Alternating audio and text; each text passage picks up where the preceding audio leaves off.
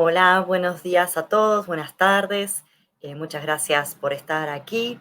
Y bueno, iniciamos la mesa número 5 y en esta ocasión voy a invitar a la coordinadora de la mesa, Kelly Ludkiewicz Alves, y a nuestra comentarista, Leticia dos Santos Pereira.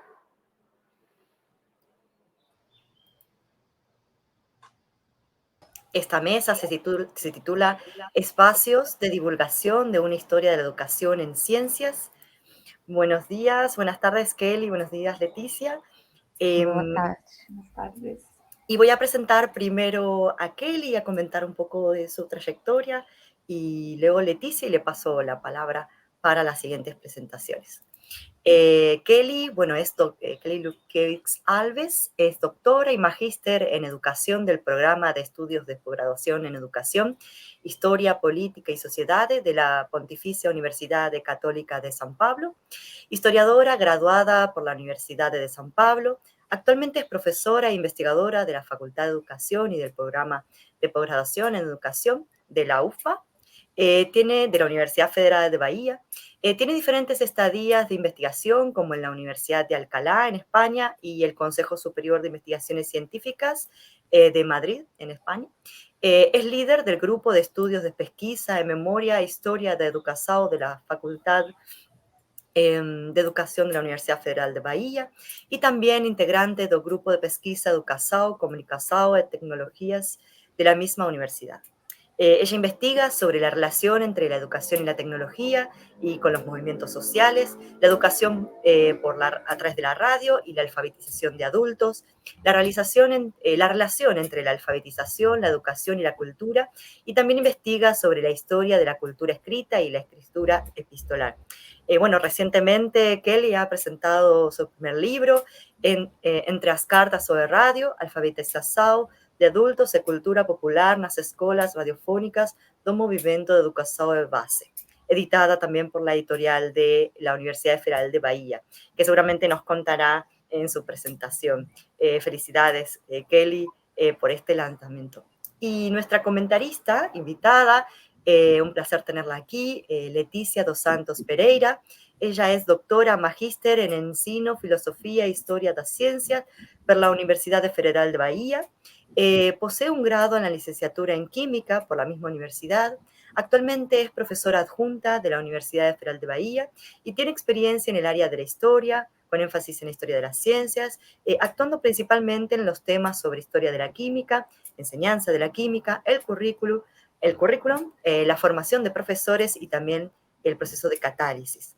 Así que, bueno, bienvenidas. Te paso la palabra a Kelly y estamos aquí atentos para cualquier cosa. Muchas gracias, Gabriela, por tu apresentação. Bueno, gostaria de começar.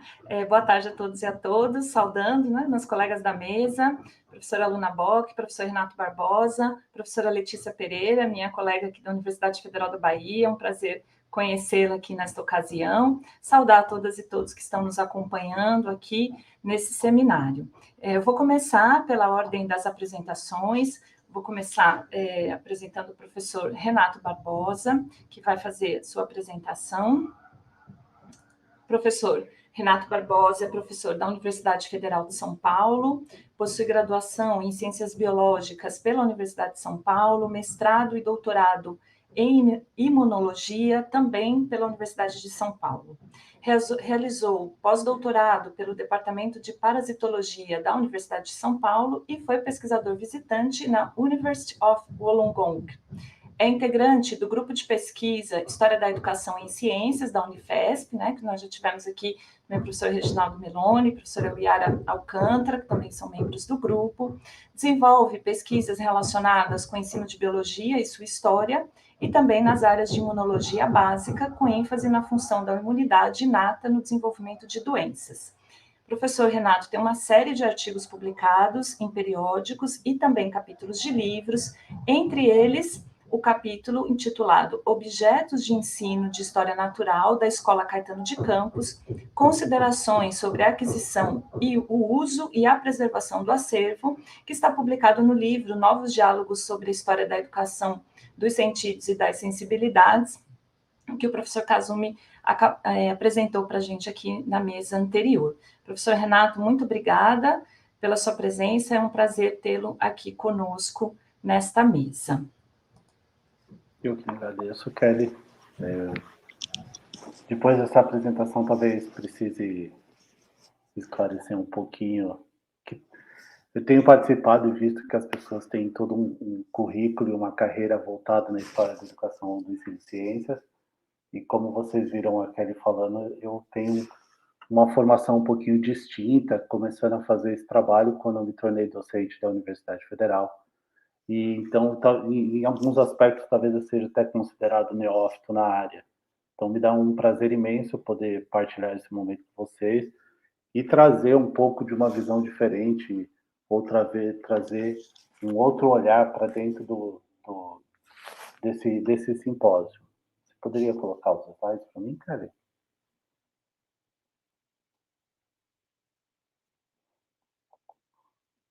Será que está certo? Acho que precisa ajustar esse tamanho.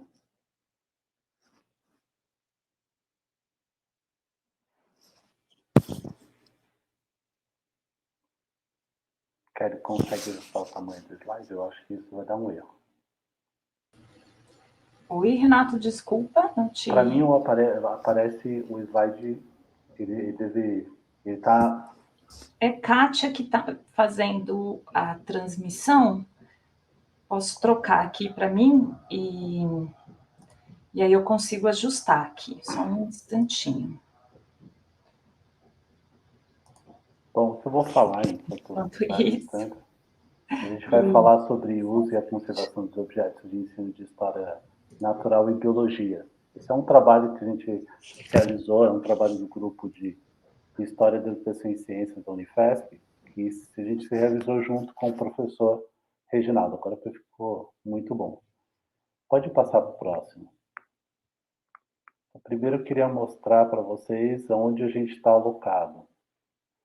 A gente fica nessa manchinha verde perto da cidade de São Paulo. Então, a gente está no estado de São Paulo, situado na Grande São Paulo, no município de Diadema, e é lá que eu, o professor Reginaldo e a professora Uyara desempenhamos nossas funções tanto de docência quanto pesquisa.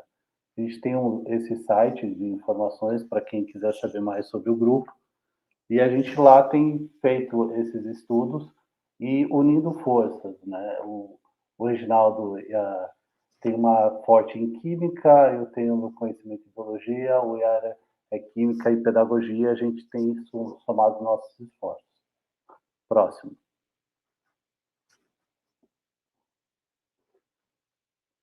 E o que eu pensei em trazer para cá são a história e os usos de objetos, mais ligados à sua conservação, à sua obtenção e trazer como que esses objetos estão nos acervos. Por que esses objetos são importantes? Porque, para o nosso ponto de vista, na nossa pesquisa, eles estão diretamente ligados à formação das disciplinas escolares. Então, você tem que o Goldson põe que o currículo escrito comunica as intenções educativas, mas não dá para você afirmar só pelo que está escrito que há uma relação direta entre o currículo prescrito e a efetivação das coisas em sala de aula. Juliá, ele coloca que as disciplinas escolares não são uma vulgarização da ciência. Então, não é simplesmente a ciência, biologia ou química que é reproduzida, mas sim é um produto específico da escola. Quando você tem o Chervel falando que a disciplina escolar comporta, além de suas práticas docentes em sala de aula, suas finalidades pregressas e uma aculturação da massa que ela determina. E o Frago, ele vem falar que a disciplina ele pode ter 3 componentes, as disciplinas escolares. Os conteúdos, os discursos e as práticas nelas. E os objetos, eles ajudam a entender como que ela se constrói, porque ela permeia muita coisa sobre isso. Se a gente pegar o que o professor Kazumi, por exemplo, falou, você tem a transição das palavras para a experimentação. Isso é uma coisa que os objetos vêm ajudar nesse ponto. Quando a gente pega a palestra que o Tiago deu para a gente, ele mostrou como que uma mudança da história natural para a biologia esbarra numa mudança conceitual. E essa mudança conceitual também perpassam nos objetos de ensino que são usados que eram usados para se ensinar história natural e agora são usados para se ensinar biologia. Próximo, por favor. Um exemplo do que os objetos têm é, se a gente fizer uma análise muito resumida do que acontece no Brasil, você tinha que até 1930 esses objetos eles eram usados por uma educação do olhar. Entre 30 e 60, os objetos eram para ser manipulados pelos estudantes. Na década de 60, você tinha a pressuposição de formar cientistas. E de 70 a 90, você tinha mais uma volta do ensino teórico. Então, essas mudanças de como se ensina, como fazer e ensinar, eles perpassam também os objetos que você tem. Então, os objetos são por si só importantes e eles contam uma história. E essa história se associa à história da escola, aos métodos de ensino da escola. Próximo, por favor. Isso facilita a gente responder por que preservar os objetos. Os objetos são fontes de pesquisa para a gente entender a escola. Isso é claro, a gente viu várias palestras aqui durante o seminário que esbarram sobre isso. Mas também os acervos, eles podem ter uma vida útil maior do que a gente quer, a gente usa. Eles podem ser usados para divulgar ciências nas comunidades e eles podem ser usados também como material pedagógico. Hoje pela manhã, a palestra da professora Maria Cristina Zancuri coloca muito bem isso. Ela coloca aqueles objetos usados pelo professor Carlos Nobre, eles hoje também continuam sendo usados pelos alunos. Então, esse preservar dos objetos podem ter várias instâncias diferentes, desde simplesmente você ter fonte de pesquisa histórica, mas também servir para utilização. Próximo. Mas se isso é muito importante, o que quando a gente começa a buscar e olhar para os acervos, a gente vê que as pessoas não tratam bem desse patrimônio cultural. Então, você teve, como pontuou o professor Carlos Marcos Granato no começo, você tem um baixo reconhecimento do patrimônio cultural, do patrimônio de objetos nas escolas. Isso é uma foto do que a gente encontrou quando a gente foi trabalhar com os objetos de ensino da Escola Caetano de Campos, de São Paulo. Então, você tem que a guarda, a organização nem sempre estão adequadas. As pessoas ainda não entendem ou não tiveram como fazer esse trabalho. Próximo.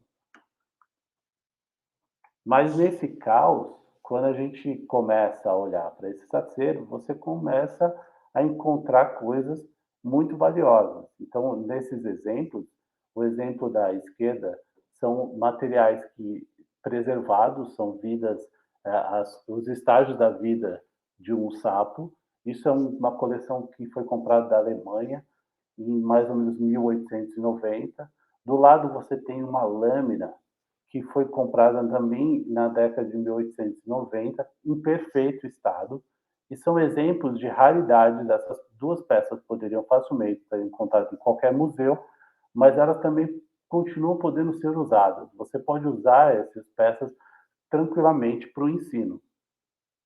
Para isso, a gente precisa desenvolver o trabalho adequado de preservação e catalogação desse patrimônio. Próximo, por favor.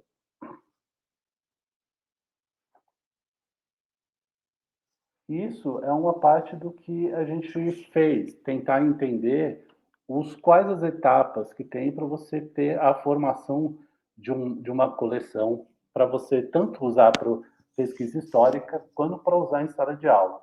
Então, o primeiro ponto é você avaliar e identificar esses objetos. Por favor, próximo.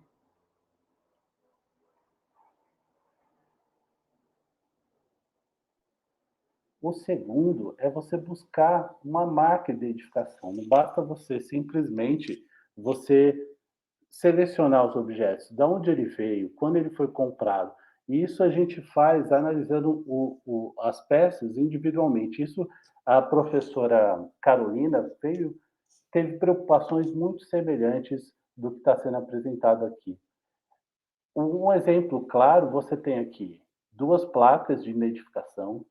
Aparentemente, as duas são da mesma loja, mas elas têm em diferentes escritas que dão a primeira pista de quando elas foram compradas.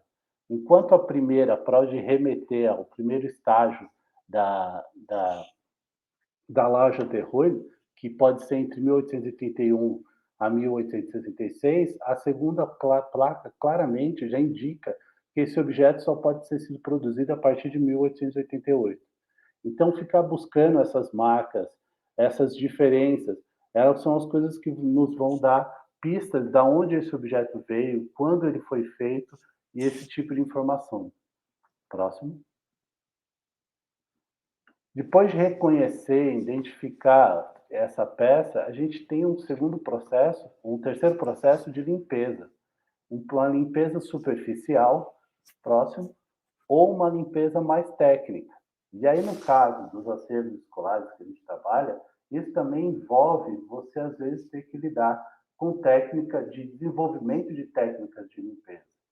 Aqui a gente tem uma linha muito tênue que precisa ser entendida do que a gente pode limpar, do que a gente pode restaurar e por que fazer essa limpeza e essa restauração. Às vezes, você restaurar, você tira informações importantes históricas sobre a peça, mas ela também fica melhor para uso em sala de aula. Às vezes, você precisa ter um discernimento do que esse acervo se tornará para você fazer essa limpeza, essa identificação da peça. Próximo, por favor.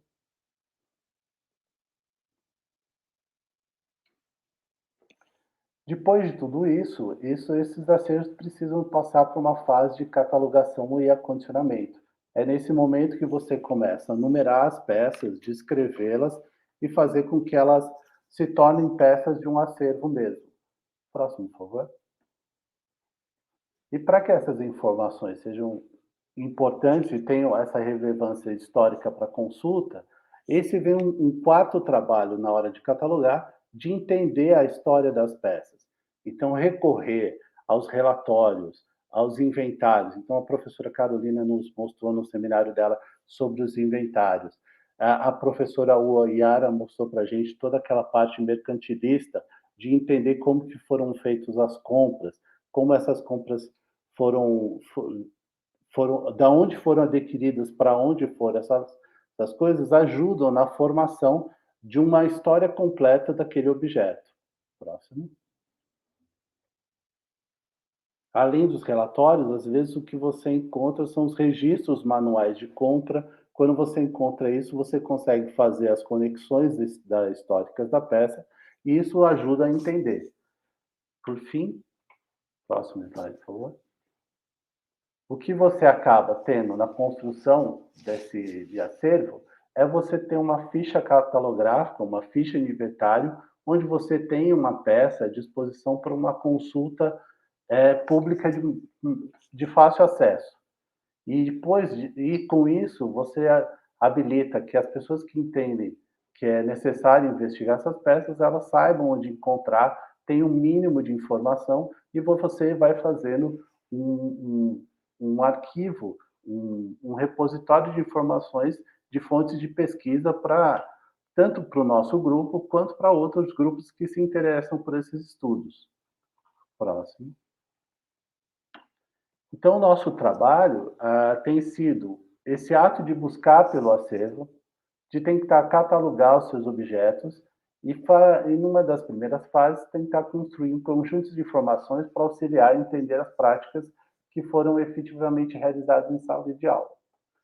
Isso nem sempre é fácil. Ontem a gente teve uma discussão, a professora Kátia teve essa discussão, de que nem sempre os seus acervos são de fácil acesso, nem sempre eles estão bem colocados, e às vezes às vezes você, pesquisador, tem um outro ponto, principalmente aqui do Estado do Brasil, sobre os acordos que a gente faz, sobre os arranjos que a gente faz para ter acesso a acervos públicos.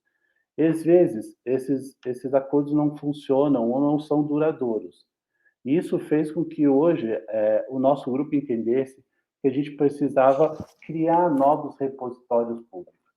Então, brevemente, o professor Reginaldo tinha falado na apresentação dele, que agora o grupo tem pensado na criação de repositórios públicos online, onde a gente deve disponibilizar todo o material que a gente conseguir encontrar, de forma que facilite as fontes de pesquisa.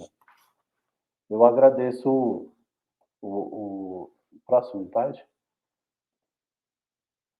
Esse trabalho é só uma amostra do que a gente entende que o grupo tem capacidade para fazer. Ele contou com a colaboração do grupo do Centro de Referência à Educação Mário Covas, principalmente com a Cristina, que trabalhou com a diretoria. Ele nasceu no grupo de História, Educação e Ciências e tem sido desenvolvido para a Unifesp. É um trabalho que, como até o Reginaldo já apontou, que já está em fase de finalização, a gente concluiu esse trabalho, mas ele deu as primeiras bases para a gente continuar nisso, hoje pensando mais na formação de repositórios online do que em trabalhar diretamente com coleções escolares. Eu agradeço bastante. Obrigado, professor Renato, pela apresentação. Eu convido agora, então, para compor a nossa mesa, a professora Luna Bock, a quem eu vou apresentar. É um prazer, uma amiga de alguma data. Bom, a professora Luna Bock é professora da Universidade do Estado de Minas Gerais, no campus de Passos. Possui graduação em Pedagogia pela Pontifícia Universidade Católica de São Paulo, mestrado em Educação pela mesma universidade, com pesquisa sobre a configuração de novos locais e práticas pedagógicas na escola, o museu escolar, os laboratórios e gabinetes de ensino do Colégio Marista, sob orientação do professor Kazumi Munakata, e doutorado em Educação pela Universidade de São Paulo, com pesquisa sobre Frederico Carlos Rene e a seção de Botânica, Caminhos Cruzados entre as Ciências, os Cientistas e as Instituições, orientado pela professora Ermelinda Moutinho Pataca, com período de sanduíche na Royal Holloway University of London, com bolsa do programa PDSE CAPES. Tem experiência na área de Educação e História, com ênfase em História da Educação e História das Ciências, atuando principalmente nos seguintes temas: História do Ensino de Ciências, História da Educação Botânica e Cultura Material Escolar. Publicou capítulos de livro, 2 deles nos livros Diálogos sobre a História da Educação dos Sentidos e das Sensibilidades, e no outro, Novos Diálogos sobre a História da Educação dos Sentidos e das Sensibilidades. Professora Luna, obrigada mais uma vez. A palavra é sua. Eu vou colocar aqui seus slides. Tá ótimo, obrigada. Agradeço, Kelly, a apresentação. Agradeço a toda a organização do seminário também. É um prazer estar aqui hoje, participando dessa mesa, né, com o professor Renato, com a Kelly, com a Letícia. Assim como outros já falaram antes de mim, espero que seja o primeiro de outros tantos seminários que acontecerão no futuro. Eu vou apresentar hoje um trabalho, um projeto de pesquisa que eu estou desenvolvendo, ele está em andamento, né? Eu realizo esse projeto na UENG, Unidade Passos. É um projeto que conta com bolsa da própria universidade, e ele é um desdobramento da minha tese de doutorado, a Kelly já citou o título, que eu defendi recentemente, em 2020, tese no qual eu foco, então, a atuação desse botânico brasileiro, Frederico Carlos Rene, e o trabalho dele em instituições públicas em São Paulo, na primeira metade do século XX. E como desdobramento, eu propus, então, esse projeto de pesquisa que eu estou realizando atualmente, que eu enfatizo especialmente as ações educativas. Então, busco um diálogo, uma aproximação entre as práticas científicas do Rene, desse botânico, com as práticas educacionais. Em especial, né, eu foco aqui o Jardim Botânico de São Paulo. Então, eu vou contar um pouquinho do que eu tenho realizado. Pode passar, por favor. Esse é o Rene, eu gosto bastante dessa imagem e dessa frase dele, porque eu acho que são bem representativos do que ele acreditava, né? Ele não à toa, ele está nessa fotografia com orquídeas. Então, o Heine foi um grande pesquisador, né, um apaixonado pelas orquídeas e um grande defensor também. Ele atrelava as orquídeas, ele dizia que as orquídeas, né, representavam o que havia de mais belo, representavam também algo fundamental, que era a flora indígena, né, aquilo que era próprio do Brasil, e também ele coloca uma questão que era o desenvolvimento biológico, então a evolução, né, das plantas no geral, então a orquídea como uma representação dessa linha evolutiva. E segundo Heine, cultivar o senso estético, promover o amor ao estudo da flora e a toda a natureza e instruir o homem no caminho da verdade é praticar o bem, é concorrer para o engrandecimento moral e intelectual de uma nação. Então, aqui tem ideias bastante importantes, que é essa questão do senso estético, né, da beleza, relacionada com não somente o estudo da flora, o conhecimento da natureza, mas o amor, né? Então, essa é uma frase muito corrente no trabalho do Heine. Ele era um crítico à destruição da flora já no início do século XX, né? E ele dizia que uma forma de evitar essa destruição era, primeiro, conhecendo, valorizando e amando esse patrimônio. Não à toa, né, ele já fazia uma relação com isso que é brasileiro e que era próprio do Brasil, com essa questão de identidade, de formação de identidade nacional, uma temática bastante forte nas primeiras décadas do século XX, e isso vai sendo uma marca, né, do trabalho do Heine também, de relacionar esse cuidado e esse amor com a flora, com essa construção de uma identidade nacional e de valorização daquilo que era da nação. Pode passar, Kelly. Então, vou falar brevemente aqui. O Heine, ele iniciou a trajetória dele no Rio de Janeiro, trabalhando no Museu Nacional, e ele recebeu um convite para trabalhar no Instituto Butantan. Na ocasião, era para criar um horto botânico no Instituto Butantan. O horto, inclusive, foi reaberto recentemente, né? Agora, na reabertura do Instituto Butantan para o público, parte do horto está disponível para visitação. E o Heine criou esse horto em 1917, e junto com o horto, ele organizou uma sessão de botânica. Essa sessão de botânica transitou por algumas instituições de pesquisa em São Paulo, ou seja, o acervo, né, o pessoal, as pessoas que trabalhavam nessa sessão, e o próprio Heine, eles foram transferidos de uma instituição a outra. O acervo não foi o acervo integral, como eu mesmo disse, havia esse horto botânico, né? Então o horto, no caso, permaneceu no Instituto Butantan, mas um herbário bastante numeroso e outros artefatos, então foram aí transferidos de uma instituição para outra. Nessa primeira transferência, esse acervo e o Heine foram então alocados no Museu Paulista, num momento bastante particular do museu, em que ele também passava por uma transição, né? Um museu que foi criado com foco na história natural, estava deixando, né, de ter esse foco e passando a privilegiar a história paulista e a história nacional. Também isso aconteceu num momento de mudança de direção do Museu Paulista, e o Heine, nesse momento, estava no museu e estava organizando a sessão de botânica do museu. Pode passar, por favor.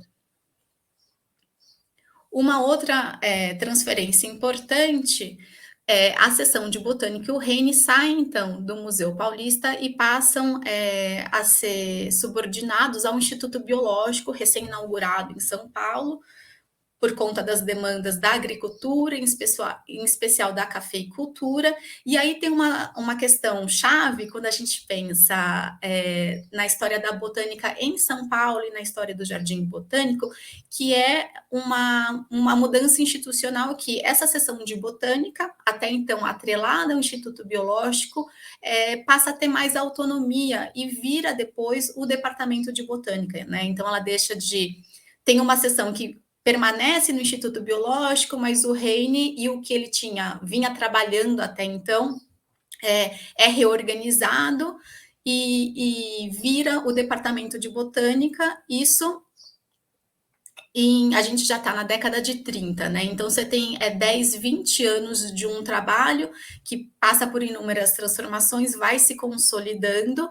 Inicialmente vira o Orquidário de São Paulo. Em 1928 esse orquidário é criado, um projeto do Heine, e certamente não só dele, né, que foi viabilizado por conta da inserção que o Heine tinha e dos contatos que ele estabeleceu também no estado de São Paulo. Um desses contatos fundamental foi o Fernando Costa, que tinha sido interventor de São Paulo, depois foi ministro da Agricultura no governo Vargas, e já teve uma trajetória anterior a isso, também bastante importante na política, né? Então, ele foi um parceiro, um apoiador do Heine nesse momento de inauguração do orquidário em São Paulo. Aqui eu trago uma imagem, né, do orquidário, que se transformou depois no Jardim Botânico, que é o Jardim Botânico, que localizado até hoje nesse mesmo local, na cidade de São Paulo, que temos até hoje.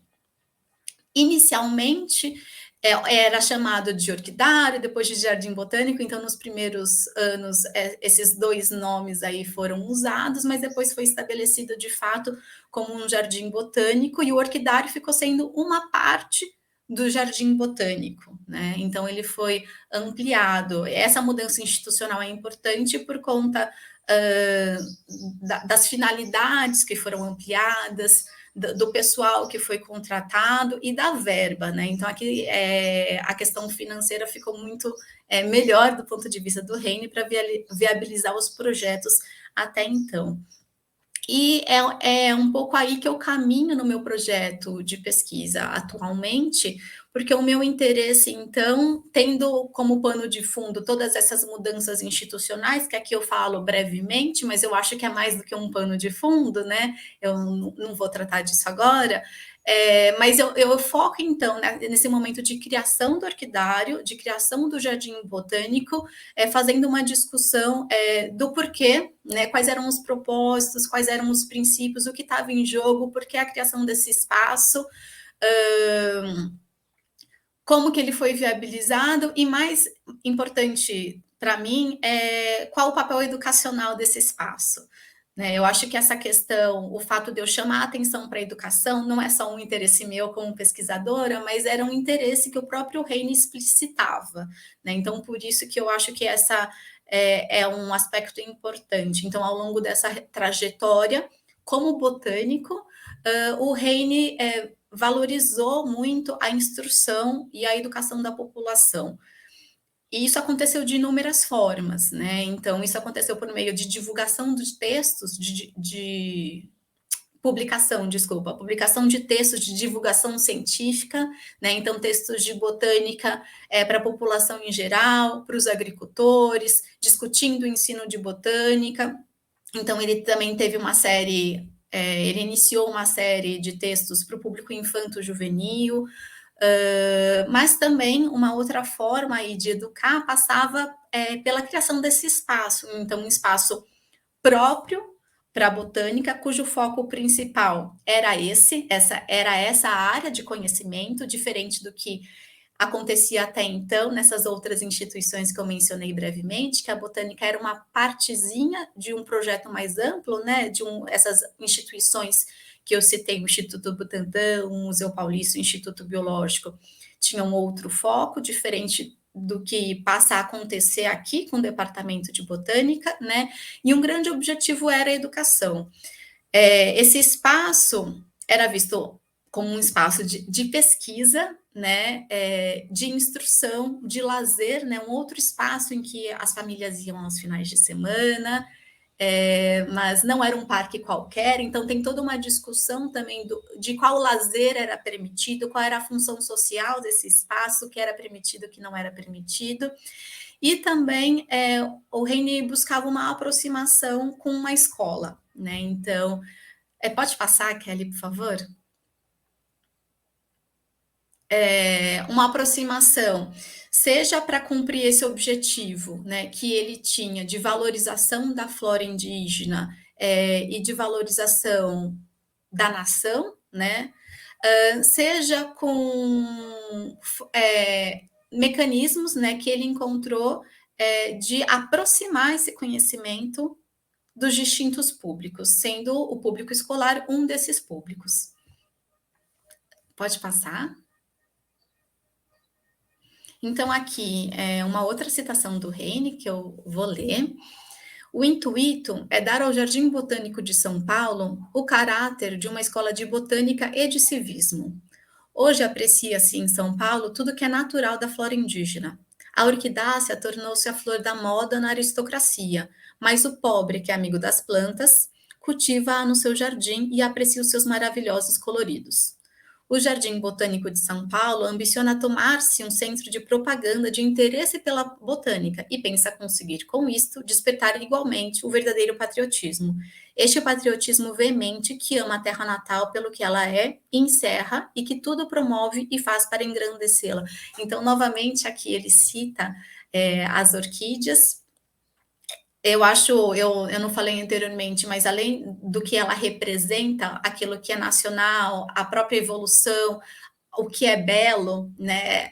Ela também representa a civilização, né? Então, o progresso. Então, as orquídeas já eram bastante apreciadas na Europa, né? E elas também são vistas como uma forma de progresso e da população. Aqui ele fala que o pobre também é amigo dessas plantas, porque tinha todo um preconceito com as orquídeas, porque diziam que eram parasitas, que trazia má sorte. Então, também tem toda uma mudança aí dessa visão que ele procurava transformar para que, a partir dessa apreciação das plantas, elas também pudessem ser preservadas e cultivadas, né? Pode passar. Então, aqui é uma imagem semelhante, né? Mas aqui o Jardim Botânico já passou por algumas reformas, e esse é o Museu Botânico Dr. Barbosa Rodrigues, instalado no Jardim Botânico. Ele foi inaugurado em 1942 e ele é uma peça fundamental quando a gente pensa na educação, né? Quando a gente pensa, do meu ponto de vista, o que foi mencionado na mesa anterior, como que relacionar, né, essa cultura científica com a cultura escolar. Eu acho que aqui, de certa maneira, eu vejo esse museu representando um pouco isso, porque o Heine trazia as práticas de botânica, as essicatas, né? Então, algo que era central no trabalho da botânica como uma forma de não só embelezar o interior, então eram murais que serviam e que embelezavam, tinham sim esse caráter estético, né? Mas também como uma forma de ensinar uma prática específica desse campo da botânica, então que tem um passo a passo, como seguir, como produzir, como chegar àquele produto final, né? Então você também ensinava um fazer dessa área de conhecimento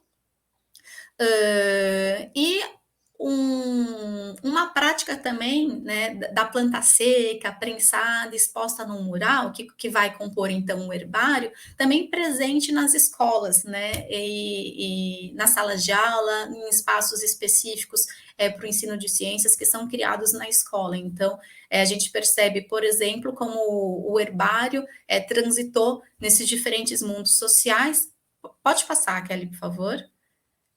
Nessa imagem fica bastante claro quando eu falo que de fato tinha um papel significativo, né? Então, olha como ele está nas paredes, né? Mas não só isso, você tem outros objetos expostos, botânicos notáveis, grandes viajantes, outras coleções, né? Do próprio departamento de botânica, e que aqui parte dessa coleção era exposta, e esse museu tinha um caráter fundamentalmente didático. Esse era o propósito. Ele foi pensado, ele foi construído, toda a arquitetura dele, né, foi pensado para ser um museu e para ter essa finalidade. Então, agora o que eu tenho me dedicado mais nos estudos nesse museu, né, e relacionando esse museu com os princípios defendidos pelo Heine, né, nesse momento, e relacionando com outras práticas que aconteciam, né, presentes no Jardim Botânico, para entender um pouco o papel da educação e essa relação, então, entre educação e botânica nessas décadas do século XX. Eu tenho abordado de 1917, né, quando o Heine começa a atuar em São Paulo, até 1951, período que ele se aposenta, e no caso do Jardim Botânico, que é o que eu tenho investigado agora com mais atenção, a partir de 1928, que é quando esse orquidário foi aberto. Eu acho que eu já passei um pouquinho do meu tempo, depois eu posso falar das fontes, de outras questões que eu não consegui mencionar no momento. Para concluir, Kelly, tem um último aspecto, né? Só para tentar organizar um pouquinho essas ideias, o que a gente percebe, então, é que essa crescente autonomia institucional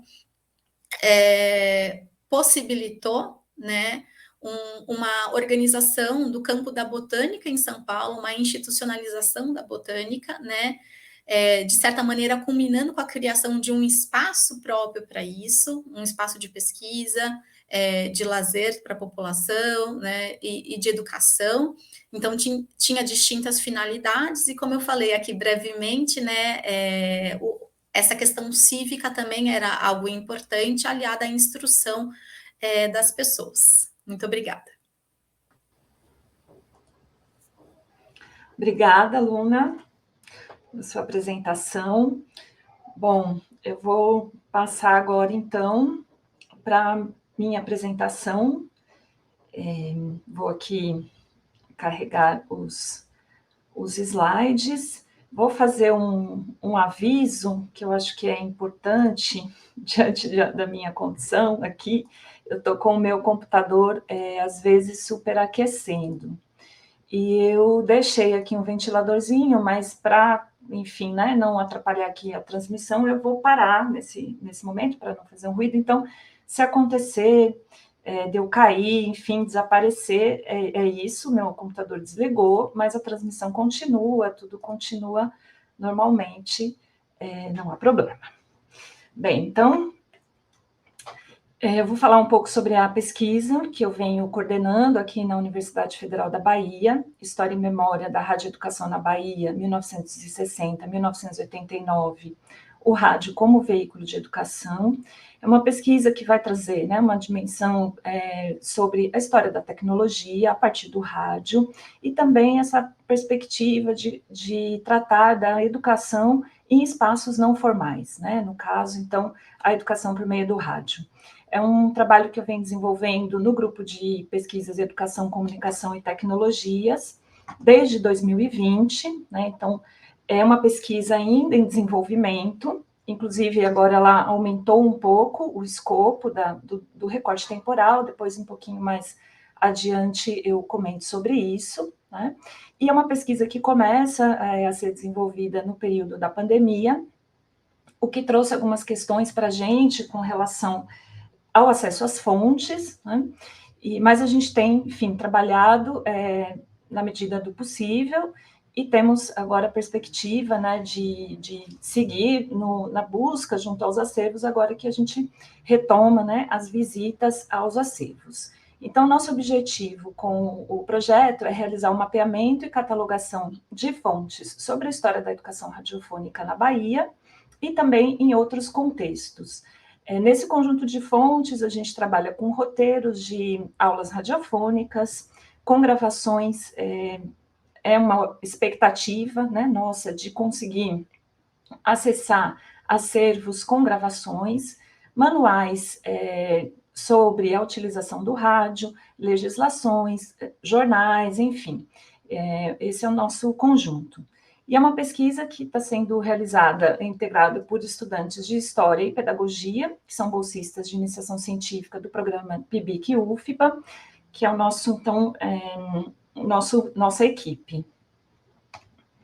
Bem, a gente tem trabalhado nesse momento, até então, com três conjuntos de fontes e de acervos diferentes, que justamente por conta da pandemia e dessa dificuldade da gente acessar, são fontes que eu já tinha de pesquisas realizadas antes do desenvolvimento deste projeto em específico, muitas delas que eu coletei no contexto da minha pesquisa de doutorado, em que eu também trabalhei, né, com as escolas radiofônicas do Movimento de Educação de Base em Pernambuco.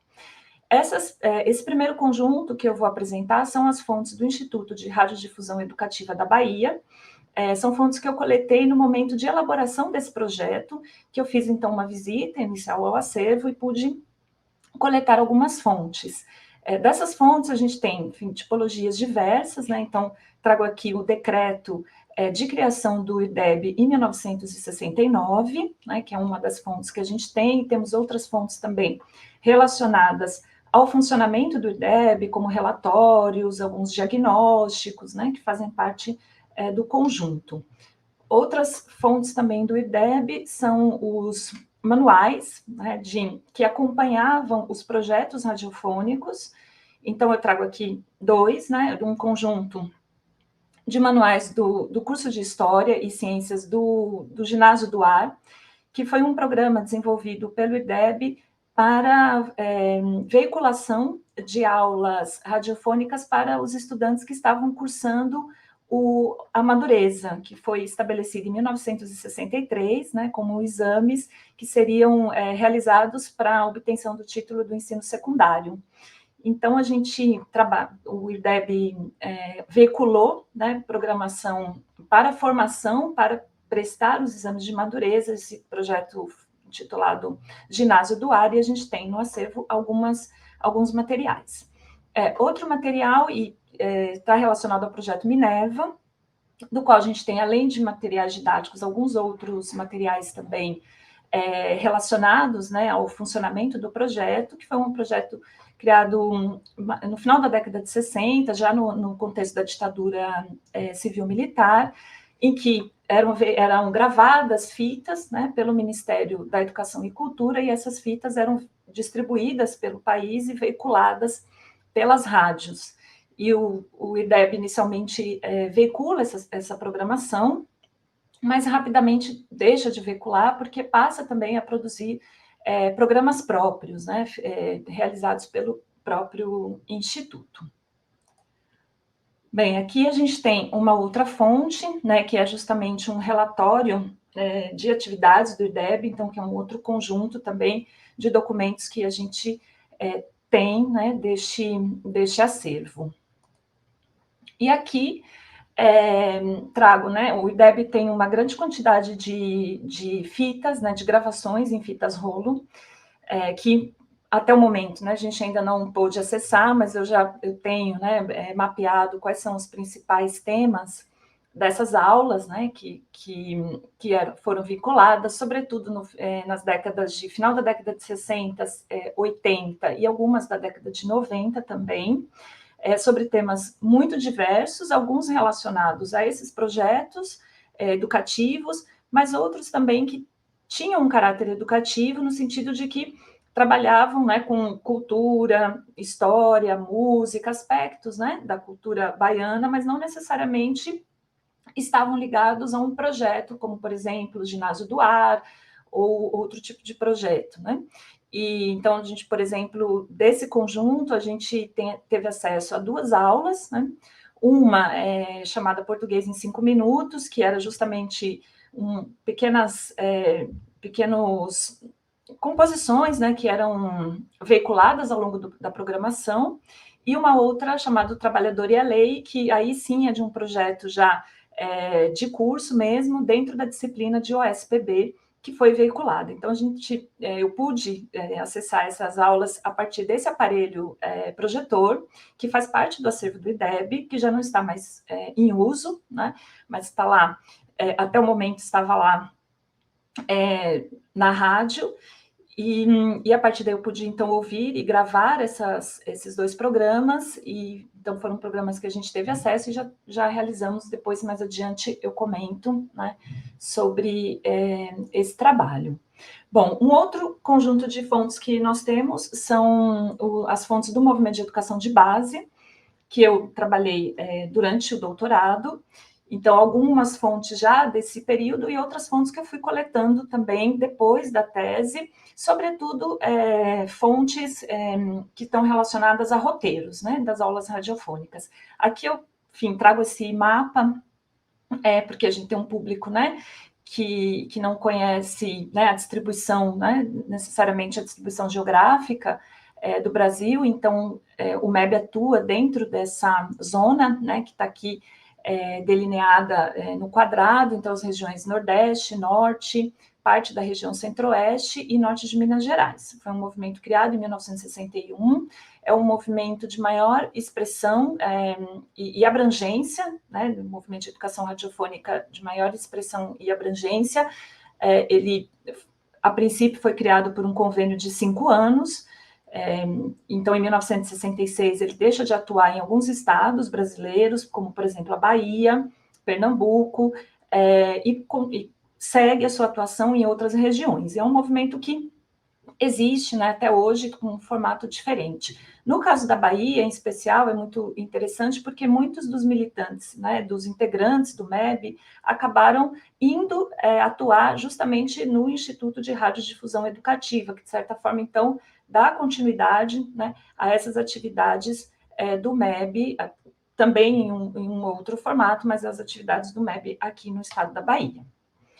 Bem, desse conjunto, a gente tem, então, alguns documentos legais do MEB, alguns documentos relacionados ao funcionamento. Então, eu trago aqui essa apostila, que tem documentos relacionados ao decreto de criação do MEB, a sua estrutura organizacional, né, as suas propostas pedagógicas. O MEB produzia muitos documentos de formação, então há um conjunto bastante significativo, né, dessas fontes produzidas. Aqui também um outro tipo de documento que a gente tem acesso, que são os relatórios, tanto relatórios de coordenadores de equipe, como também relatórios de treinamentos das monitoras e monitores que trabalhavam nas escolas radiofônicas, junto com os estudantes, né, ouvindo a programação e fazendo também a organização dessas escolas. Então, esse é um outro conjunto documental que a gente também dispõe.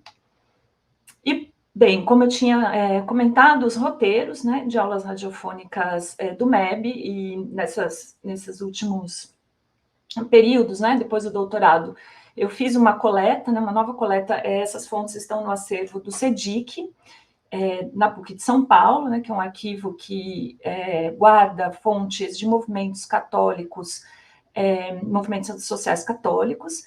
Então, eu volto lá e faço um levantamento dos roteiros de aulas radiofônicas, e a gente tem roteiros de diversos tipos, né? Ou seja, aulas para alunos, aulas para monitores, aulas para programas para a comunidade, né? E daí a gente entende que era uma programação veiculada aos finais de semana, né? Que, enfim, mesclava conteúdos também de música, de cultura popular, de poesia, né? Uma programação mais diversificada, né? Aqui também um outro roteiro, nesse caso um roteiro então de aulas para alunos. É muito interessante a proposta pedagógica do MEB, porque ele trabalha com a perspectiva da educação de base, do diálogo com a realidade das populações, né, que frequentam as escolas. Também, né, muitas aulas, elas têm um trato bastante interdisciplinar. Então, essa aula, por exemplo, ela mescla conteúdos de língua portuguesa, aritmética e conhecimentos gerais, que era basicamente o currículo, né, dessas aulas radiofônicas. E um outro elemento que nos interessa, né, e por isso nos interessa muito também ter acesso aos áudios, está justamente relacionado com a composição dessa programação. Então, qual é a linguagem radiofônica, os elementos da linguagem radiofônica que são mobilizados para a composição desses programas, né? E aí estou falando sobre a utilização de dramatização, de narração, de música, de vinhetas, né? Enfim, então quais são esses elementos que vão sendo mobilizados na composição dos programas? A partir dos roteiros a gente consegue, né, já ter uma dimensão de como isso é combinado, mas o acesso, né, aos áudios nos possibilitaria uma escuta também dessas fontes, né? Bom, e um último conjunto que a gente trabalhou são os manuais da Unesco, que eu também coletei ao longo do doutorado e também venho trabalhando com eles depois do doutorado, e que eles trazem um conjunto não só de prescrições relacionadas a essa composição da programação, como deveria ser a programação, a transmissão, como também conteúdos relacionados à defesa da utilização do rádio como um veículo educativo, né? Então, quais são as potencialidades, o que significa a utilização do rádio, economia de recursos.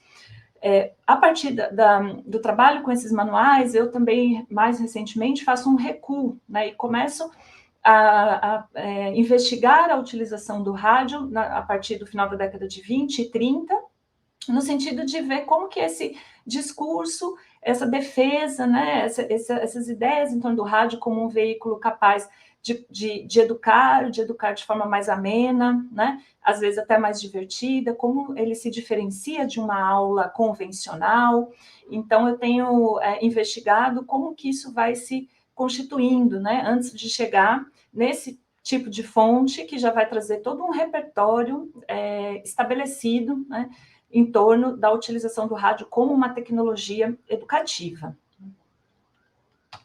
Bem, no projeto, então, a gente desenvolveu uma ficha catalográfica, né, que a gente utiliza para a catalogação dessas fontes. A gente fez, né, esse trabalho foi bastante... foi um processo, né, a professora Kátia teve conosco numa oficina, a gente trabalhando sobre catalogação, essa ficha foi sendo elaborada também à medida que a gente foi trabalhando com as fontes, e as fontes foram mostrando, né, suas especificidades e as necessidades que nós tínhamos, então a gente foi desenvolvendo. Hoje a gente tem, né, um modelo fechado que a gente tem utilizado para catalogar, e a proposta do projeto é justamente o desenvolvimento de uma página web e de um repositório em que essas fontes, né, sejam inseridas, um repositório, né, de acesso livre, feito em software livre. Então, a gente utilizou o Tainacan para desenvolver o nosso repositório, e a gente também desenvolveu uma página em WordPress. Então, aqui os descritores, né, da ficha catalográfica reproduzidos aqui na página do repositório.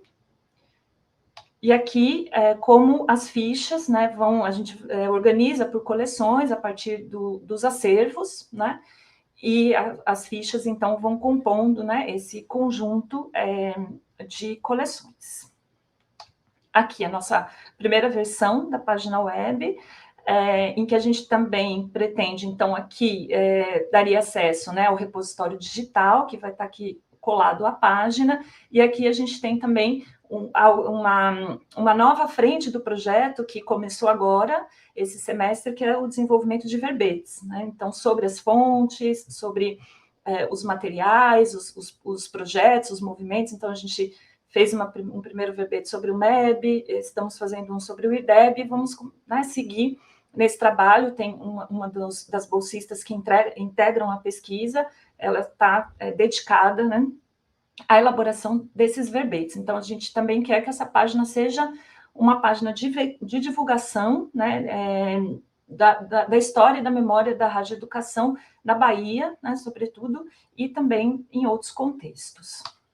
Bom, alguns resultados, né, desse projeto. Então, o capítulo de livro publicado, né, no livro Corpos, Naturezas e Sensibilidades, que foi organizado pela professora Meli Linhares e pelo professor Marcos Taborda, em que a gente trabalha justamente, eu e Tarcísio, que foi um dos bolsistas do projeto e que continua trabalhando com a gente, e provavelmente, né, vai desenvolver uma pesquisa de mestrado na temática.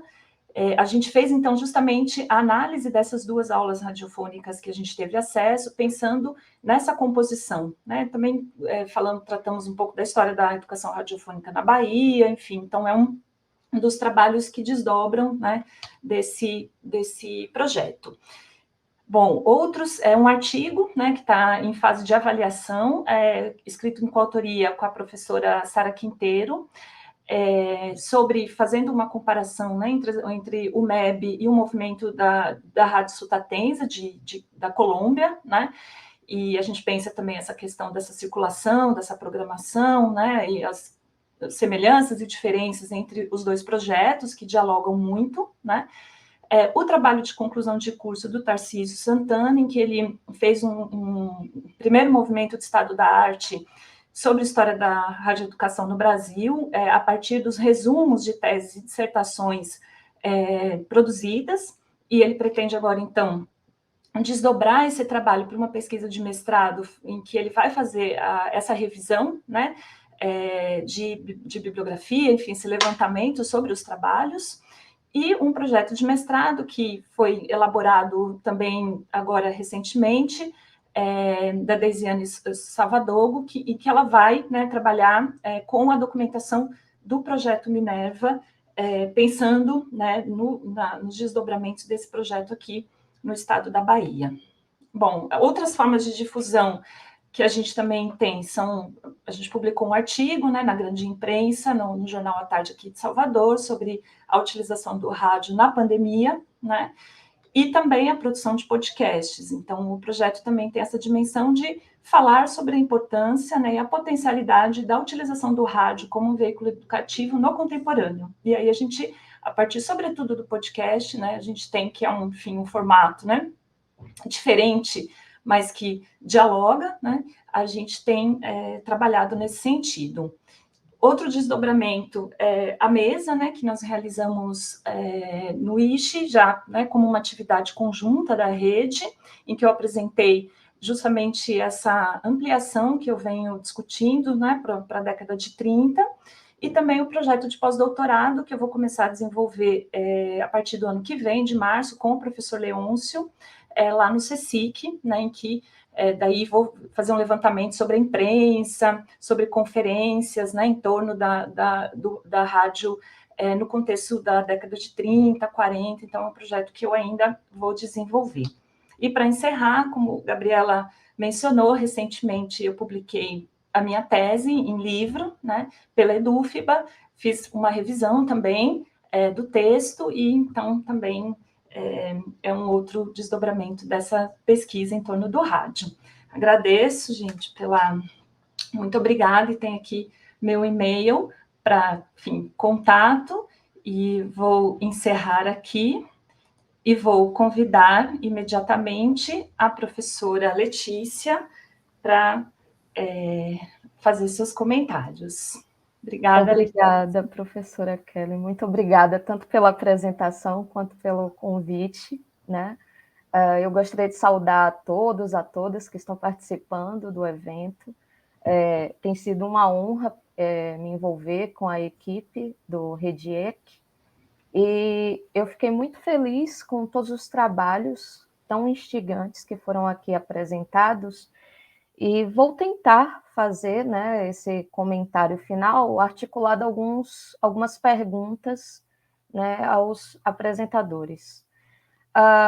O tema da mesa redonda, né, espaços e veículos de uma história da educação em ciências, eu acredito que não é um tema relevante, mas que antes a gente precisa fazer um rápido comentário sobre o tema. Nós sabemos que hoje, né, atualmente, a escola é, de fato, o principal espaço de ensino, promoção e aprendizagem do conhecimento científico.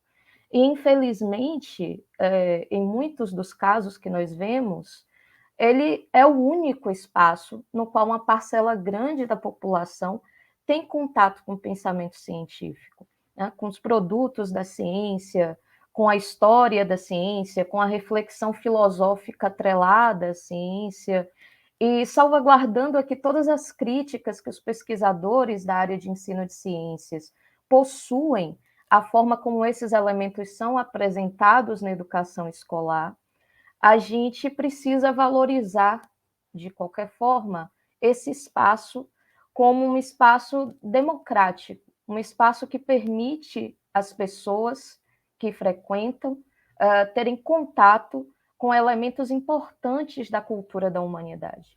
E dentre esses elementos, a ciência, né? Porém, a gente sabe que, olhando dentro de uma perspectiva histórica, né, a partir desse contato com a educação, com a história da educação em ciências, nós percebemos que nem sempre a escola desempenhou esse papel quase hegemônico de introduzir e despertar o interesse dos estudantes e do público geral, né, pelo conhecimento científico. Até porque a própria instituição escolar, ela foi, durante muito tempo, restrita, limitada, né, a uma pequena parcela da população. E eu acredito que isso não se limite apenas ao caso brasileiro. Acredito que os colegas de outros países podem relatar casos semelhantes, olhando para a história das suas nações, né? Na verdade, pensando no contexto brasileiro, o ensino de matérias científicas ele vai aparecer de forma mais sistemática nas escolas apenas no século XIX. E quando nós olhamos para o passado, né, do ensino e da popularização das ciências, nós precisamos levar em conta outros espaços e instituições como sendo espaços relevantes, né, para o processo educativo no campo das ciências. A exemplo dos museus, dos jardins botânicos, dos zoológicos, dos meios de comunicação impressa e de radiodifusão, e por que não televisiva, num contexto mais recente, das palestras e aulas públicas.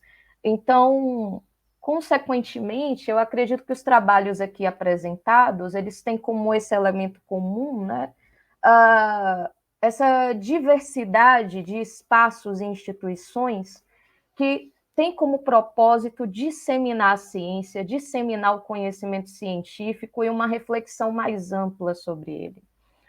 E, tendo dito isso, eu gostaria de fazer alguns comentários mais específicos relacionados a cada uma das apresentações aqui realizadas. Começando pelo professor Renato, que nos fez uma apresentação muito interessante, mais ligada à cultura material da educação e ciências. E eu, particularmente, tenho muito interesse nesse assunto, tenho desenvolvido interesse nesse assunto por conta do meu contato com a equipe do Memorial de Medicina, da Medicina Brasileira, aqui da Universidade Federal da Bahia. E eu achei muito interessante a apresentação por conta da metodologia de trabalho, né, das etapas para a construção desses acervos escolares.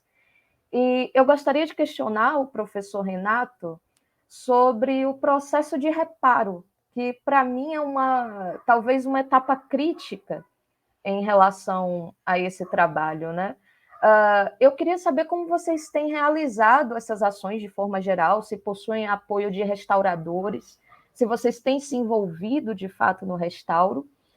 E, complementando a minha pergunta, eu também gostaria de saber, e isso me mobilizou em muitas apresentações aqui do evento, se há ações do grupo da Unifesp no sentido de disseminar o valor do acervo histórico escolar entre os gestores e professores, e também se há uma certa resistência por parte da gestão escolar no sentido da manutenção dessas peças, porque me parece que, obviamente, para a manutenção de um museu escolar é demandado espaço, tempo e trabalho de pessoas. E eu acredito que nem sempre as instituições têm esses elementos à disposição da equipe. Então, eu gostaria de questionar ao professor Renato sobre essas atividades. Mas eu não sei, Kelly, se a gente abre esse parênteses ou se a gente deixa para o final. O que é que você prefere? Se cada um vai comentando e depois... O que é que você acha? A gente está tranquilo de tempo, temos as perguntas aqui, pode ser. Então, Renato, depois. Perfeito. Oi, Letícia. Olá. Muito interessante. A primeira questão é uma questão bem filosófica, essa história do reparo, né? O nosso grupo, ele tem a ideia de não reparar, para deixar as marcas dessas peças. Esse é uma linha quase filosófica do grupo. Não quer dizer que não existam outras pessoas que vão defender o reparo. Então, como funciona? Se a peça ela é apta para ser usada sem reparo, o nosso investimento foi entender em como deixá-la pronta para uso. E a gente precisou recorrer a manuais de museologia, como que o pessoal do Museu de Zoologia da Universidade de São Paulo tratavam as peças deles. E a gente foi atrás dessas referências para limpar e deixar em uso. Aquelas que já estavam danificadas, a gente nunca teve a intenção de reparar. Porque aí perde-se toda a história, você corre o risco de estragar essa peça, e é o que você disse. Precisaríamos de pessoas que façam reparações, de pessoas especializadas. Então, nesse aspecto, a gente nunca tem esse tipo de intervenção, a gente não pretende reparar. E a gente também tratou de um acervo muito rico, que é o acervo da Escola Caetano de Campos. Então, ele é um acervo que ele é comparado a, sei lá, 4 ou 5 acervos no Brasil. Então, você tem o Marista, você tem o Pedro II, você tem escolas, o Culto à Ciência, que tem acervos tão ricos quanto. Mas ele é um acervo histórico bem diferenciado. Então, mexer nesse acervo também tem uma limitação, porque ele é controlado pelo Centro de Referência de Educação do Mário Covas. Então, há uma série de regras onde a gente tem um limite de atuação. Então, nesse sentido, o reparo nunca perpassa o que a gente faz. Sobre a disseminação, a gente tem talvez 2 comentários. Com esse acervo do Caetano de Campos, isso se torna muito mais fácil.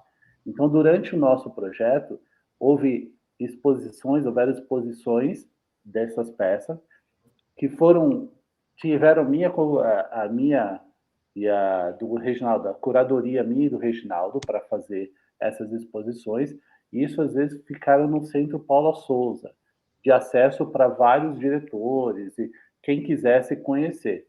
Além disso, essa apresentação que eu fiz para você, para o seminário agora, é uma apresentação que é derivada de uma espécie de tutorial que foi gravado pelo Centro de Mídias aqui de São Paulo. Então, a gente fez um material que foi voltado para os professores, para eles entenderem, olha, você tem um acervo, como que você lida com esse acervo? Como você limpa?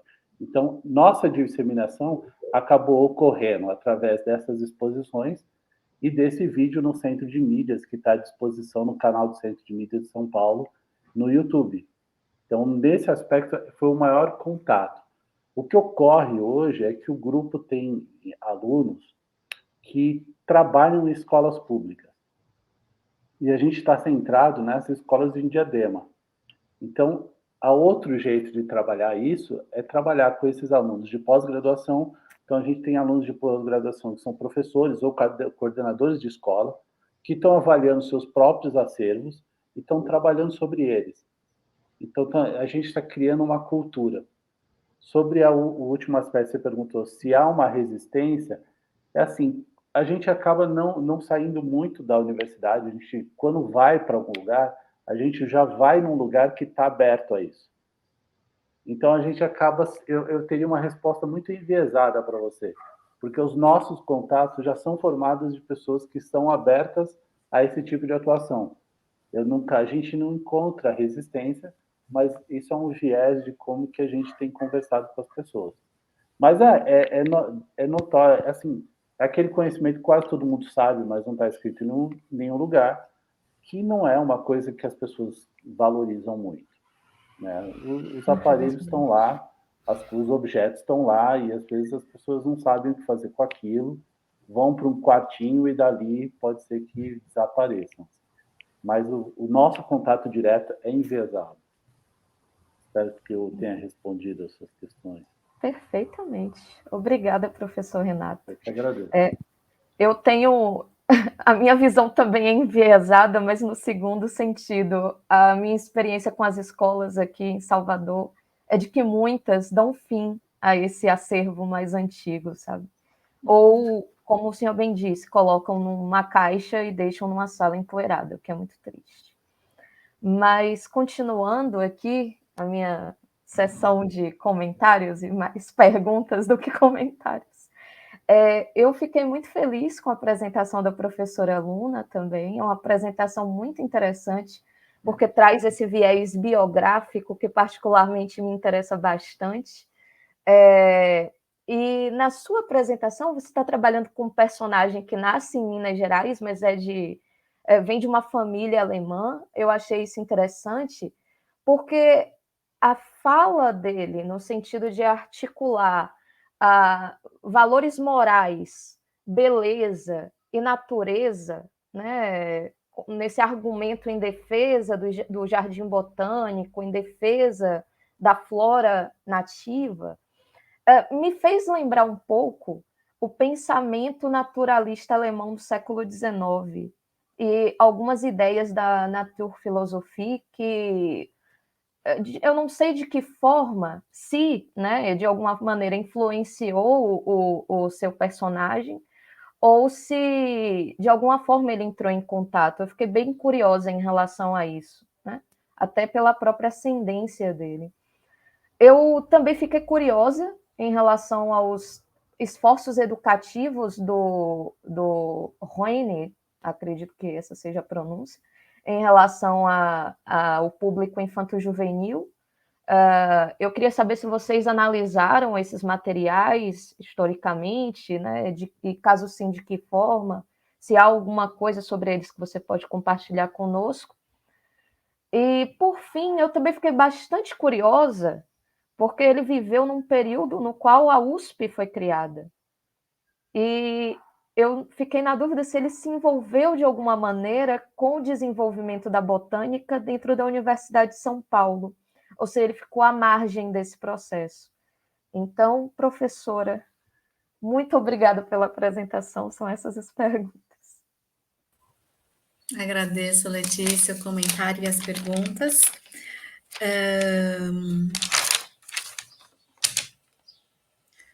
Vou começar com aquela que eu não sei, porque é mais rápido de responder, né? Em relação, se você falou do pensamento naturalista alemão do século XIX, se foi uma referência para o Heine, eu não saberia dizer. Assim, a princípio, eu não me recordo de ter visto nos escritos do Heine referências diretas, mas o Heine tem uma publicação muitíssimo vasta, centenas e centenas de textos, então eu não fiz uma leitura minuciosa de toda a produção bibliográfica, né? Pode ser que em outros textos ele tenha feito alguma referência, mas assim, a princípio não posso dizer que tinha essa influência. Ele vai, assim, valorizar muito. Uma grande referência era o Márcios, né? Então, o viajante que fez a Flora Brasiliensis, aquele livro de muitos e muitos volumes, que tinha a intenção de catalogar, né, toda a flora existente, era uma referência para o trabalho do Heine. O Heine, inclusive, tinha o grandioso projeto de praticamente dar uma continuidade e escrever a Flora Brasílica, né? Então, já referência, inclusive, ao título. E ele dizia que a fonte de inspiração era o Márcios mesmo. Uma outra fonte de inspiração é o Barbosa Rodrigues, né, que trabalhou no Rio de Janeiro, no Jardim Botânico, e inclusive foi o nome dado ao Museu Botânico, Dr. João Barbosa Rodrigues, em homenagem, então, a esse botânico. E eu ressalto esses dois porque em inúmeras obras ele faz referência, ele homenageia, então são figuras aí emblemáticas, mas tem outros botânicos, outros naturalistas que ele faz referência, inclusive o guia do Jardim Botânico, ele elabora um guia de 400, 500 páginas, né, a ser usado pelos frequentadores do Jardim Botânico, e uma parte, a grande parte desse guia era notas biográficas de estudiosos, né, que deveriam ser conhecidos pela população em geral. Então, esse guia era um guia para os frequentadores, não era um guia técnico para os estudiosos da área, né? Então, ele escreve informações e dados de diversos estudiosos, mas eu não fiz, aí fica aí até uma possibilidade, um olhar quem são todos esses sujeitos que aparecem, né? É um guia bastante longo, como eu mencionei. Em relação às ações, né, educativas e o público infanto-juvenil que eu mencionei. Com esse foco, o que eu posso dizer, né, ele tem 2 publicações, uma coleção, ele escreve uma coleção de dramas da natureza, se eu não me engano, a minha memória não é boa, eu não tenho aqui próximo, né, mas são 2 volumes que foram publicados. A ideia era que outros volumes fossem publicados, a iniciativa acabou não indo adiante, né, então ele enfocava temáticas e fazia uma linguagem acessível às crianças e aos jovens, tinha ilustração, né? Tinha também um texto, uma revista da Sociedade Amigos da Flora Brasílica, que ele é um dos fundadores, né? E uma parte da revista, uma seção, era uma seção para as crianças também, e no qual ele era o autor, ele assinava como vovô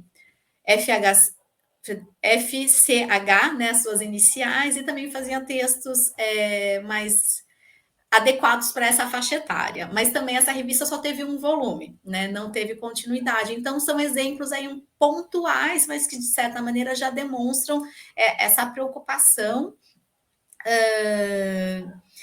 E outras questões, pensando no público, né, infanto-juvenil, são ações daí diversas, seja evento, por exemplo, então tem a festividade do Dia da Árvore, né, que acontecia não só no Brasil, em outros países, em diversas cidades também no Brasil, então ele foi um dos defensores como tem, né, até hoje as escolas, né, a minha filha recebeu sementinhas, né, do Dia da Árvore, né, foi na escola, então a gente percebe essas práticas educativas, de certa maneira, presentes, mas ele foi aí um defensor do Dia da Árvore, como uma data para pensar na preservação, na importância da natureza, das plantas, né? Então, que reunia também as crianças e os jovens, e teve acho que uma disseminação nas escolas, né? Como uma data comemorativa, que os professores se envolviam. Tem alguns estudos já, inclusive, que abordam essa temática do Dia da Árvore nas escolas. Então, e tinha em outros jardins botânicos, né, também.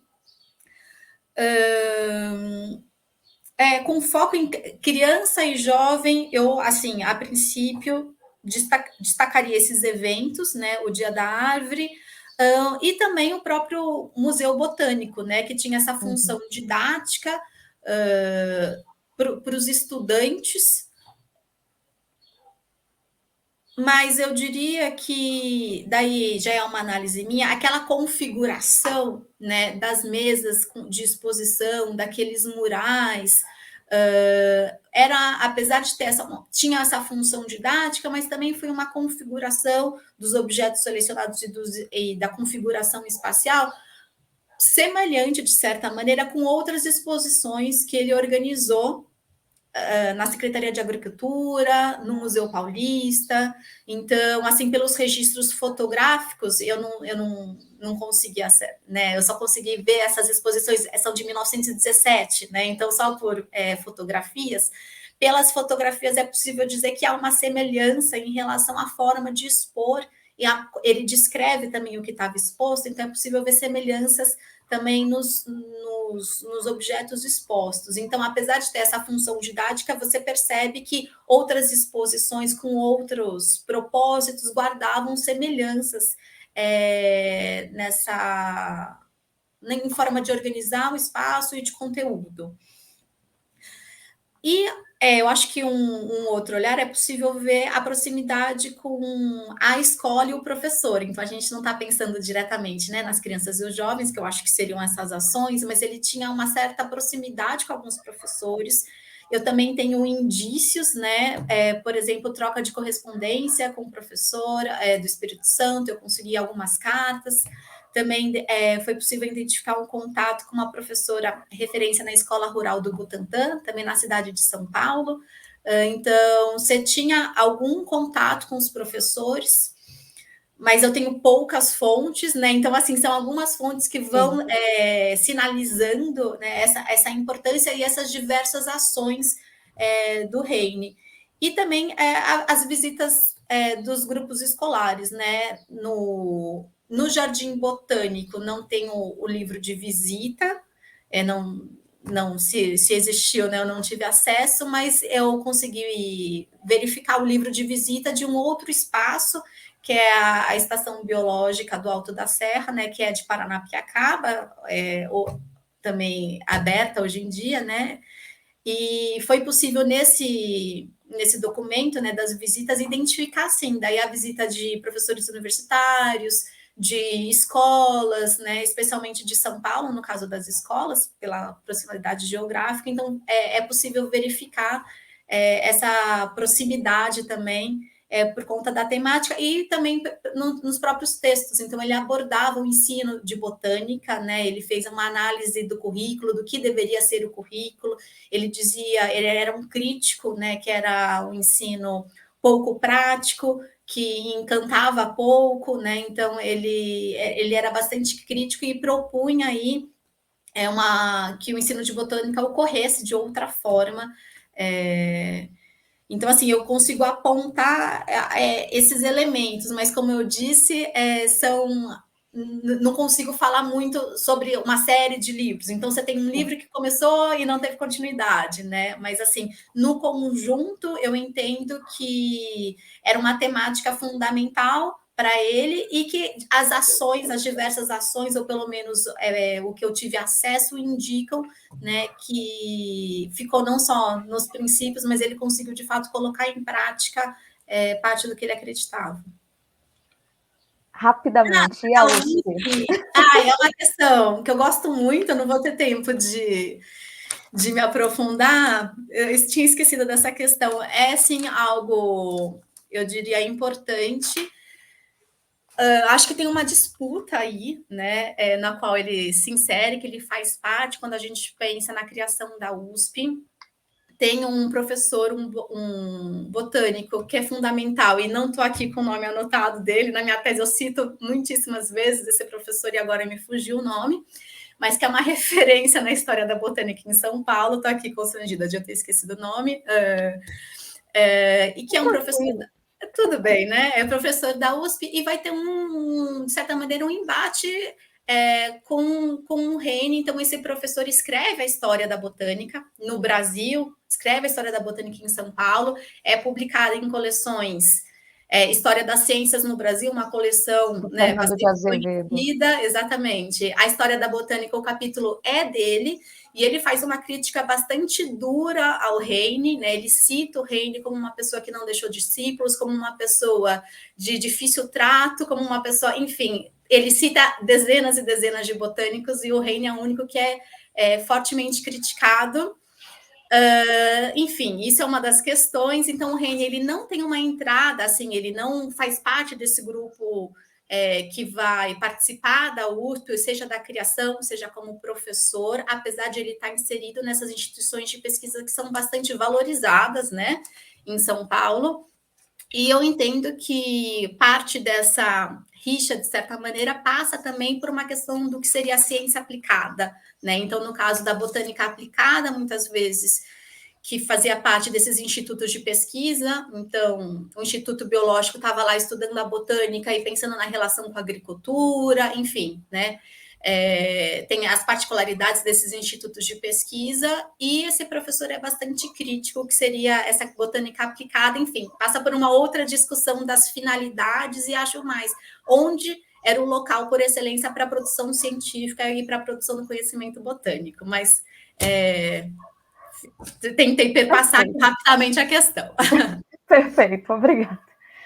Professora Kelly, eu não vou me ousar ler, tentar falar o seu sobrenome, acho que é Ludkiewicz, não sei se acertei, mas eu fico... Ludkiewicz? Então, tudo bem. Eu fiquei muito feliz com o trabalho apresentado sobre a educação radiofônica na Bahia, eu achei interessantíssimo, E essa potencialidade que ele tem de esclarecer assim, o processo de educação de jovens e adultos no Estado em um contexto relativamente recente, né? Eu acho ele muito interessante e fico muito entusiasmada. Vou ler o capítulo que vocês publicaram, certamente. E o trabalho me lembrou muito as ações do Roquete Pinto, as ações, né, do IDERB na Bahia, me lembram muito as ações do Roquete Pinto e da Rádio Sociedade no Rio de Janeiro, por meio da década de 20, da década de 30. E eu queria saber se a pesquisa de vocês vai avançar no sentido de identificar as instituições e os atores que estavam envolvidos na construção dessas aulas radiofônicas, né? Se, por exemplo, a UFBA se envolveu de alguma forma, a Secretaria de Educação do Estado se envolveu de alguma forma, e quem nesses espaços, né, quais pessoas nesses espaços contribuíram para a produção dessas aulas. Parabéns pelo trabalho, muito interessante. Obrigada, Letícia, obrigada pelos seus comentários. Bom, primeiro eu queria começar comentando o seu comentário geral, né, sobre a difusão científica. Então, para a nossa pesquisa, é um elemento que a gente tem, é uma questão que a gente tem buscado, né? E justamente entendendo o rádio como esse elemento educativo, ainda que não com uma finalidade, mesmo quando não há uma finalidade no sentido de uma programação que está dentro de um projeto educativo estruturado, né? Por isso, muitas vezes, a gente usa radioeducação, porque é pensar mesmo esse lugar do rádio. E aqui na Bahia, né, e indo para a UIDEB, a gente tem uma história muito peculiar, né, muito singular, que é a partir da atuação do IRDEB e hoje da Rádio Educadora, né, que segue, né, que agora, enfim, faz também esse trabalho, de pensar de como que esse instituto ele foi fundamental para divulgação, né, científica, cultural, né, para o território e pensando também nas dimensões territoriais, né, do Estado. Então, são elementos que a gente traz. Sobre a questão dessa composição, ainda nesse momento não, porque a gente ainda está trabalhando com essas fontes que a gente tem e nesse desafio de chegar mais, né, porque o acervo do IDEB é bastante significativo, então da gente tentar trabalhar mais com esse acervo agora que a gente pode voltar a pesquisar, né? Fisicamente. E agora, eu acho que tem um elemento, por exemplo, né, que é o professor Cid Teixeira, né, que é né, uma figura super importante, né, para a criação do IDEB, para a história da educação radiofônica na Bahia, né, que nos deixou recentemente. Então, sim, né, essa ideia de trazer também essas pessoas que foram fundamentais, que atuaram, né, nessa história. E a gente está agora, enfim, são muitas demandas da vida, né? Mas a gente tem um desafio aí colocado para a pesquisa, para o grupo, que é a gente elaborar alguns roteiros, algumas sinopses, né? Sobre a Rádio Educadora, sobre o IDEB, sobre o professor Cid Teixeira, enfim, a gente estabeleceu algumas pautas. Então, de fazer alguns programas mais simples mesmo, né? Porque daí também a gente quer investir nessa difusão, né, para o público, comunicar com a sociedade esse lugar do rádio, né? E então a gente está, na verdade, é uma das frentes aí que estão no nosso horizonte para a gente poder explorar, né? Mas de fato a história da educação radiofônica no Brasil e a pesquisa de Tarcísio tem evidenciado isso também. Enfim, há muitas possibilidades de pesquisa, muito trabalho ainda a ser feito, a despeito de todo o desafio que a gente tem para ter acesso às fontes, né? Que não é também nada fácil, né? Mas, enfim, há muitas frentes para a gente ainda discutir e trabalhar. Espero. Respondeu, muito obrigada. Eu acho que diga. A palavra agora é sua, né, professora? Sim, eu vou dar sequência aqui.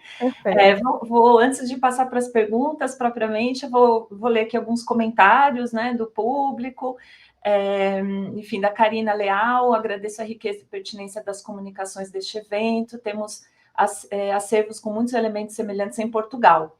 As dificuldades e desafios também são comuns. Obrigada, professor Renato Barbosa. Depois também Flávia de Castro, também pertinente à exposição e à fala do professor Renato, parabéns. O professor Leôncio também fez aqui um comentário, né?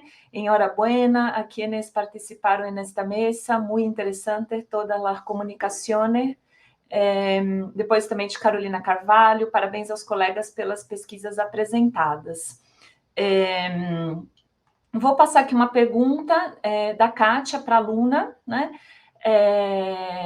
Luna, havia materiais didáticos específicos para escolas?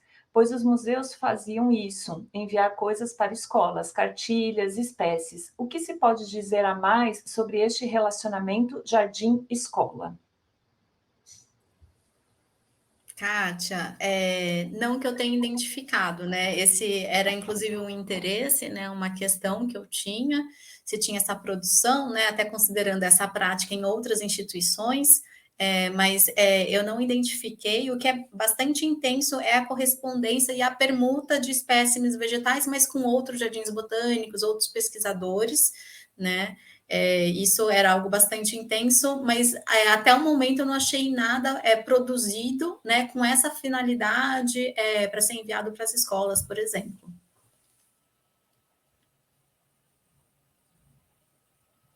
Agora eu fui breve, porque das outras vezes eu falei muito, eu fui sintética. Você falou das fontes, que você, no final da sua apresentação, falou assim, eu queria falar da fonte, falo depois. Não, mas eu acho que... Deixa eu ver o que eu anotei, porque o que eu tenho trabalhado mais são com os relatórios do Instituto, do Departamento e do Instituto de Botânica, né? Então, é um relatório relativamente extenso, publicado anualmente, que tem uma prestação de contas detalhada das atividades realizadas, das melhorias, das trocas, das permutas estabelecidas, das correspondências trocadas, então é possível também mapear essas redes, né, que são construídas. Também tenho analisado periódicos, né, o Estado de São Paulo, também a revista, recentemente a Revista Nacional, o Reine publicava muitos textos, né, em periódicos paulistas e em revistas, e eu tenho procurado ver não só os textos do Reine, mas como o Jardim Botânico, né, aparece nos jornais de grande circulação, os eventos, as datas, as festas promovidas, né? Então, como que o Jardim Botânico é retratado aí nos jornais e nos periódicos. E gostaria de visitar novamente o Museu Botânico, ele estava fechado, ficou fechado nos últimos anos, né? O Museu Botânico que eu mostrei nas imagens, e ele reabriu recentemente, teve uma reforma, eu não sei como que está, porque até então muitos objetos do tempo de quando foi inaugurado, esses objetos eram mantidos no museu.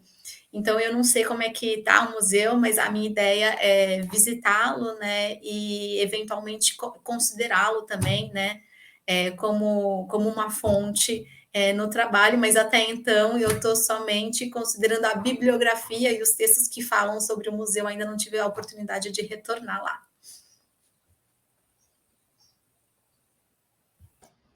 Tá certo, obrigada, Luna. Bem, tem uma pergunta aqui da Kátia para mim, né? As gravações, a escuta do som é documento. Muitas vezes as pesquisas usam os roteiros, mas como os sons são entendidos como documento. Seria uma grande discussão metodológica, não?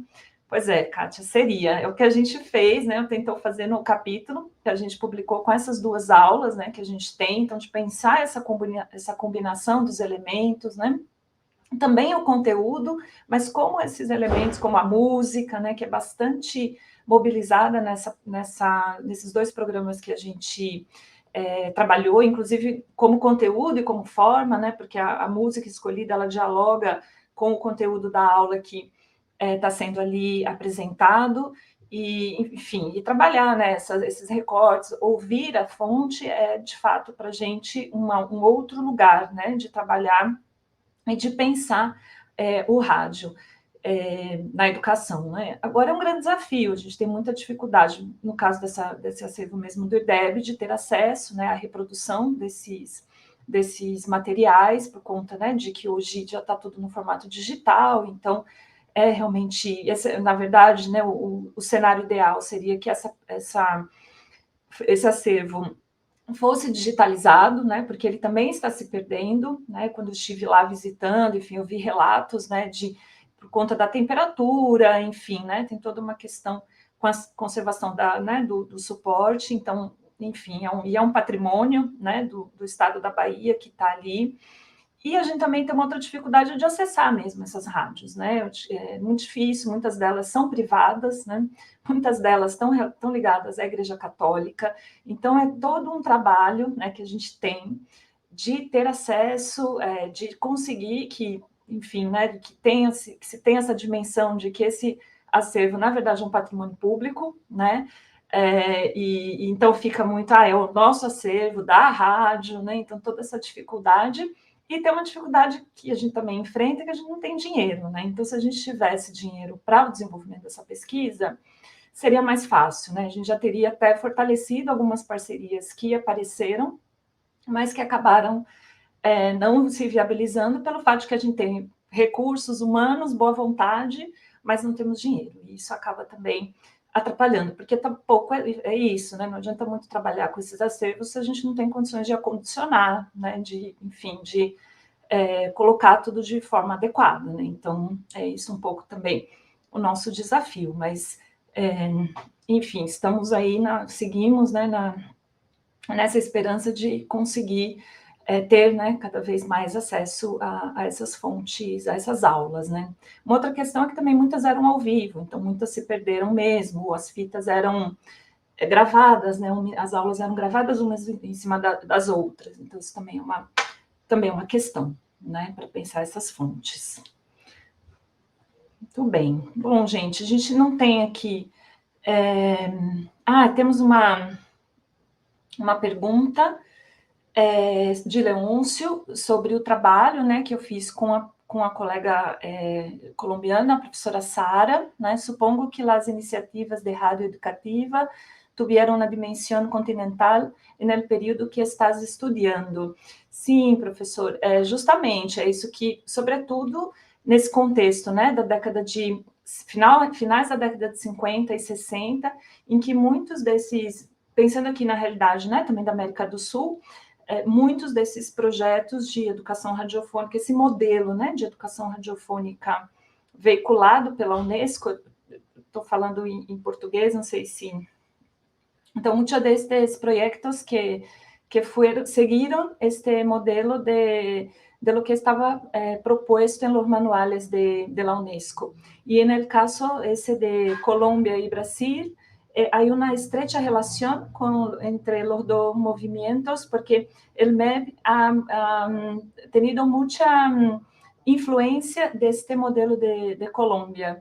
Entonces, además por ser dos modelos hechos por la Iglesia Católica, dos proyectos que tuvieron una parcería con la Iglesia Católica, entonces también es un elemento. Y hay otra cosa muy interesante de este proceso, que hay una investigación de una investigadora de Rio Grande do Sul, llamada Isabel Bulhão, que trabajó con la cuestión de la Philips, de los intereses de la empresa en la distribución de los aparatos de transmisión radiofónica.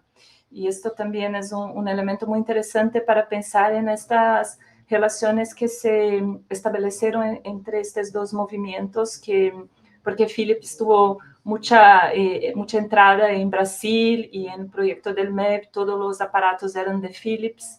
Entonces, creo que esto también es un tema que hay que explorar más. Pero en nuestro trabajo discutimos más las cuestiones políticas y la propia cuestión de la alfabetización de los adultos en los dos contextos, los dos países. Sí, espero haber contestado. Y bueno, y agora já podemos encaminhar aqui para o final, né? A gente não tem mais perguntas. Gostaria de agradecer mais uma vez ao professor Renato Barbosa, a professora Luna Bock, a professora Letícia Pereira, por essa mesa de hoje. Não sei se vocês quiserem botar aqui todo mundo. Agradecer. A gente tem um tempinho aqui para o café. Isso, e vamos começar a próxima mesa, então, às 15h30. Então, gente, muito obrigada, mais uma vez, pela participação, pela presença, y eso. Sí, felicito a todos los de la presentación y bueno, como decía Kelly, los invitamos a las 15:30 para la próxima mesa, es la mesa 6, titulada Ciencia, Currículo e Información, que va a tener la participación de Víctor Guijarro Mora como coordinador, Camila Marchi da Silva, María Cristina Ferreira dos Santos y Ancio Vidal Nogueira. Y también tenemos la alegría de contar como comentador invitado a Quintino Manuel Junqueira López, investigador del Instituto de Historia Contemporánea de la Universidad de Évora en Portugal, así que bienvenido y nos vemos en un ratito a las 15:30. Hasta pronto.